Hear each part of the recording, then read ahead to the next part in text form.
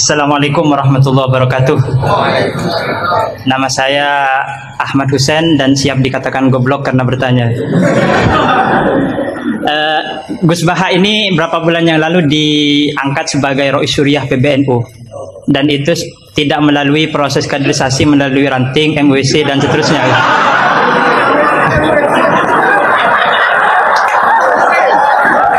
Padahal Ustadz Khairuddin ini di sini paling alim, tapi beliau masih jadi MWC gitu.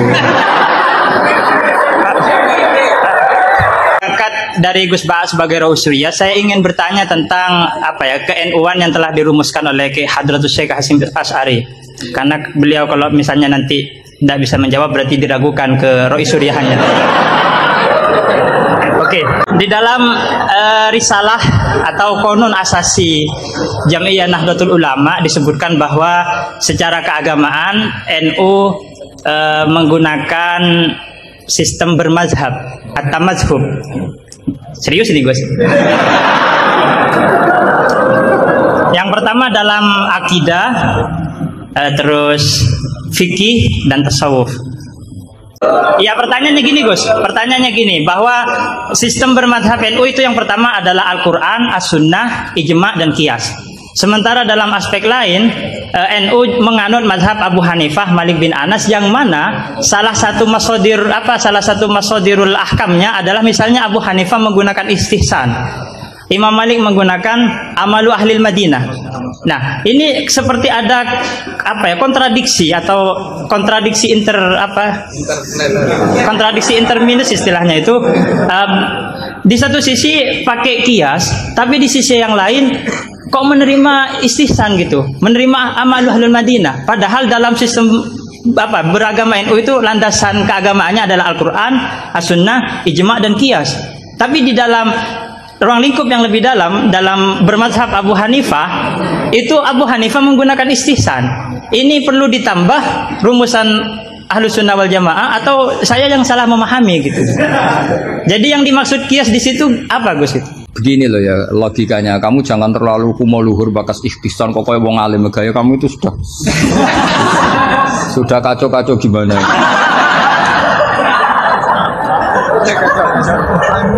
Kayak parah ya, cerminan ajaran gurunya ini. Kacau. Iya, jadi ini kamu itu korban pengajaran yang salah. Dan kamu bahasanya juga salah. Menurut NU pegangan itu 4 itu tidak menurut NU, menurut ahli sunnah wal jamaah. Jadi begini ya, kias itu kan sebetulnya hanya bahasa saja.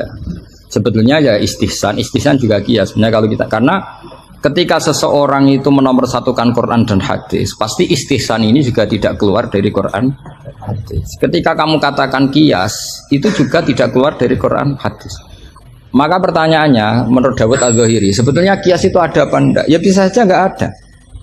Misalnya begini, sama tak beda aja ilmu yang paling gampang. Yang kamu pahami kias itu ada berapa? Aulawi, terus Musawi sama adna, yang gampang-gampang saja, yang masih amatiran saja. Kalau di usul fikih istilahnya apa? Lahnal khitab, fahwal khitab. Ngono kok lali yo ya. Aku sing wis tokoh nasional ilingan. Harusnya lupa itu saya pantasnya karena sibuk. Harusnya yang pantas lupa itu saya karena sibuk. Kalau soal Rois Syuriah memang saya tidak minta, jadi itu anugerah sudah, anugerah khidmah. Saya juga sampai sekarang nggak merasa Rois Syuriah, biasa aja. Karena ya kalau keluarga Quran itu beda. Saya ini kan dari keluarga Quran, bapak saya hafal, bapak saya hafal, sehingga bangganya itu sudah dengan ngitmai Quran. Jadi sampai hormatin itu tidak ngefek, sudah biasa munajat, kenal Allah, kenal makhluk biasa.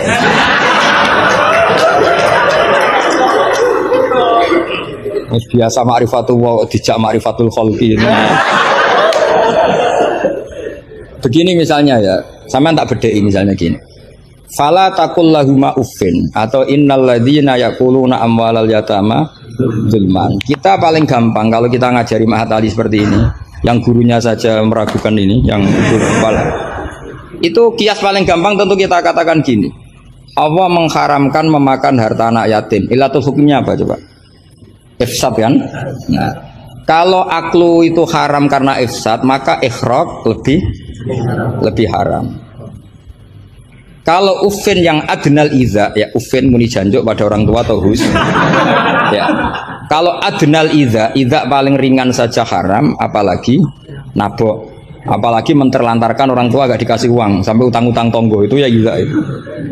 Nah, itu terus kita lebih gampang kita katakan tuh kias apa? Aulawi. Tapi itu gampangnya saja. Tapi butuh ulama itu hanya satu. Orang nggak boleh terjebak oleh teks.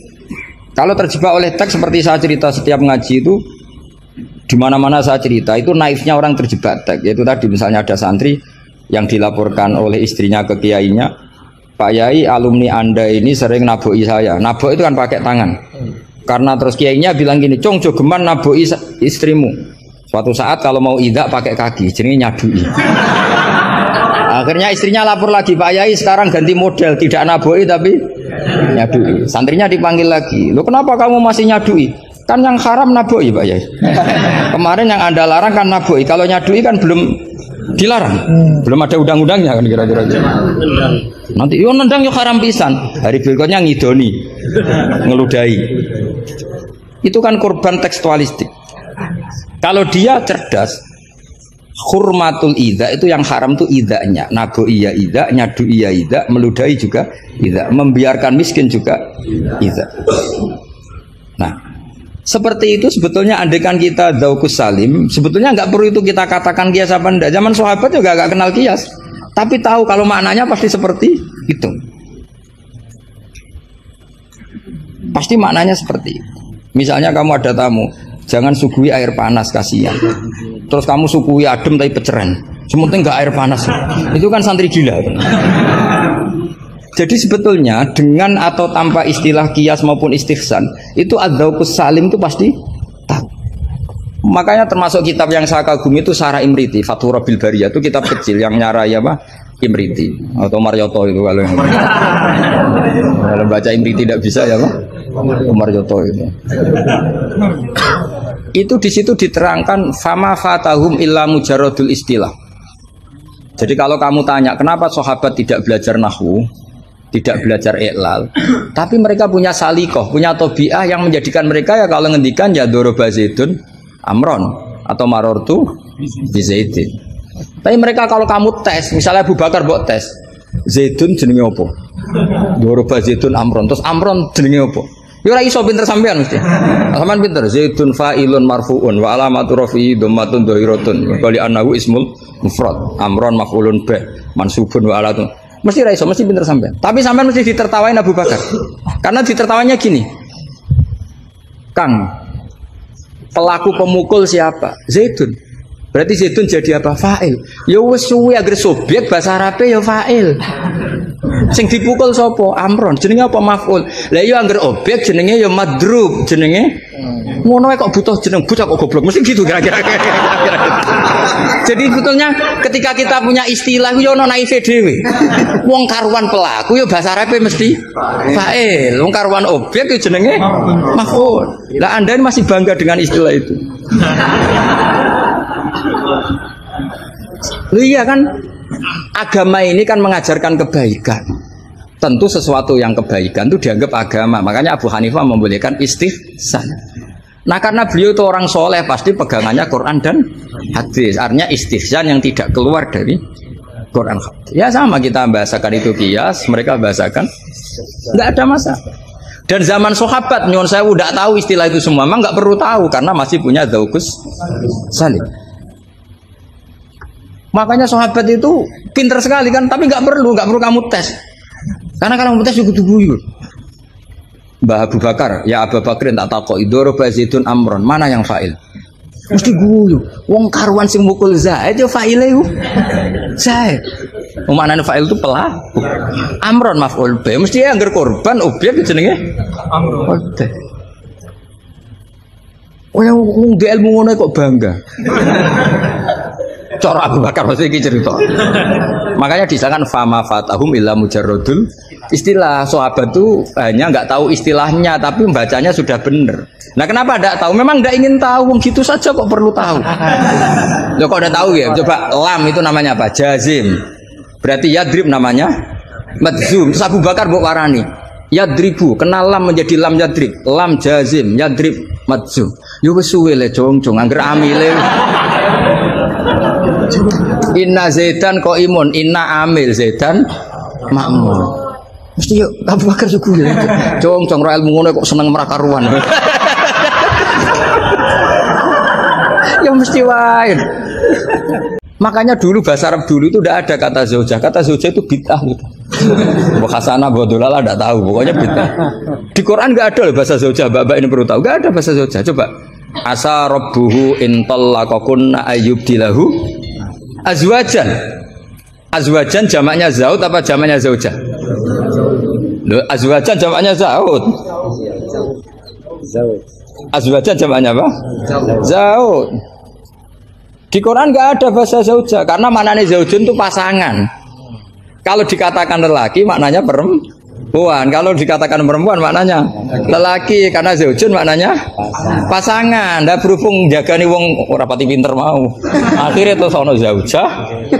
Di Quran nggak ada. Coba an-nabiyyu aula bil mu'minina min anfusihim. Terusannya ya apa? Wa azwajuhu ummahatuhum. Ayo. Azwaj zamannya zaujun apa zamannya zaujah? Zaujun, zamannya zaujah, zaujat. Mau belajar bahasa Arab sih kok bantah bocah ora sopan. Tapi berhubung jaga wong goblok-goblok iku. Akhir ono zaujun. Ono zaujah sebetulnya cara wong ditaku saleh wae zaujun itu pasangan. Coba lihat di Bukhari, Ana Aisyah zaujin Nabi. Jarang Imam Bukhari bilang zaujatin Nabi. Ana Aisyah zaujin Nabi. Karena itu masih bahasa Arab orisinil. Belum kena Mahat Ali sini masih orisinil. Ya belum kena asrori ini ya. Karena maknanya zaujun itu apa? Pasangan. Jadi kalau dikatakan zauju Zaidin berarti imro'atu Zaidin. Kalau yang ngomong itu misalnya zauju Aisyata ya siapa? Pokoknya mungkin seperti itu. Tapi gue beda ben wong gue gampang ono zaujun. Tapi Quran nggak pakai bahasa itu, masih pakai bahasa orisinal. Makanya disebut an-nabiyyu aula bil mu'minina min anfusihim wa azwajuhu ummahatuhum. Azwaj huna jam'u zaujin. Zaujin maknanya pasangan. Dong ya. Jadi bahasa ngalami lah. Sahabat tuh nggak perlu tahu bahasanya sampean nggak perlu. Coba kalau sampean ketemu orang Arab, ditakoki ya diguyu orang Arab. Sekolah ning di anakmu, sekolah ning madrasah. Kalau ditanya madrasah terjemahnya apa? Sekolah. Berarti sekolah-sekolah kan? Jadi lucu kita. Sampun itu sudah bakdo ya. Sudah. Orang Jawa jadi satu sampun bakdo. Bakdo itu bahasa Arab. Maknanya ya sudah. Nah, sahabat tuh tahu betul apa karena punya zaukus sehingga pernah juga ini cerita kedua dan ini terakhir, nggak boleh tanya lagi. Ketika ada seorang khotib menceritakan Allah ngendikan fawarabbis samai wal ardi innahu lahaqqum mithama annakum tantikun. Itu ada orang Arabi ngaco. Mangdalladzi akhdobal jalil hatta alja'u ilal yamin. Ayo hafalkan Pak Asrori biar latihan hafalan apa?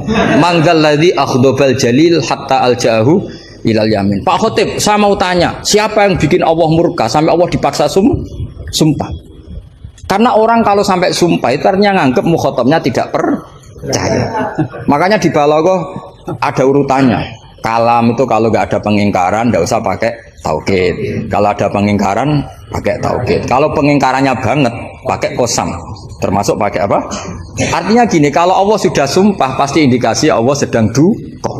Karena qasam hanya untuk mukhotab yang tidak percaya. Makanya ketika ada khotib baca fawarabbis samai wal ardi innahu lahaqqum mithama annakum tantikun. Langsung Arabi tadi tanya man dalladzi akhdubal jalil. Itu siapa Pak Khotib yang bikin Allah marah sampai Allah harus sumpah. Ini namanya adzaukus.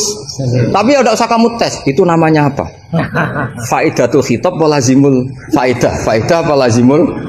Ya nggak bisa kalau zaman dulu ya nggak ada istilah itu. Istilah itu kita bikin. Jika mukhotab khaliyadhini begini. Kalau agak nggak percaya terus kamu sok pinter. Jika mukhotab ingkar maka gini. Ya memang bahasa Arabnya nggak percaya kok ingkar dul ngene kok ora roh. Tapi kamu menganggap bahasa Arab itu luar biasa. Ya kan normal kan sebetulnya itu normal. Dong ya sudah ya. Ya sudah. Ya sekira mohon maaf ya muga-muga kula ya disepuro pangeran. Tapi yang jelas itu lebih salah sampean. Lah wong seneng kiai kok ngatur apa? Gus Ba harus datang tanggal ini jam ini. Cek keren nih ngatur. Ya biasa kira demikian. Assalamualaikum warahmatullahi wabarakatuh.